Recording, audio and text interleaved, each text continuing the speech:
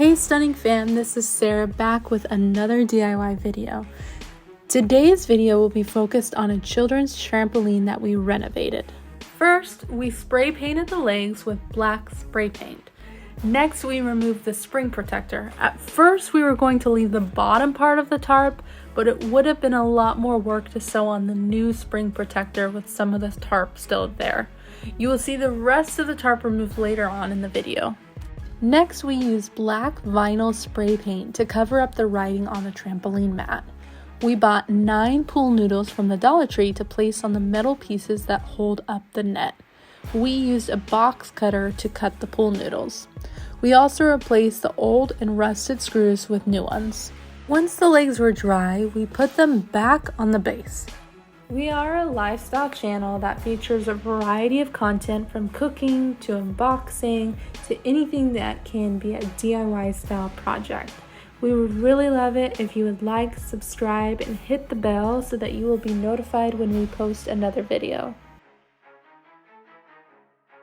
Next, we measured the leather fabric and used the existing tarp as an example. Once we figured out the measurements, we cut it. Then we used one leather fabric cut out as a pattern for the rest.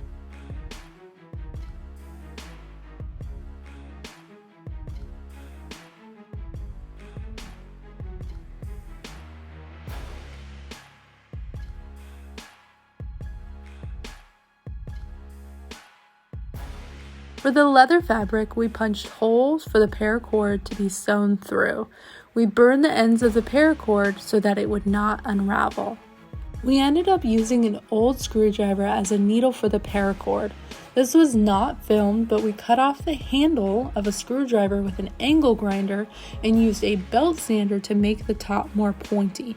We used the remains of the screwdriver as a needle to weave the paracord through the elastic and leather fabric.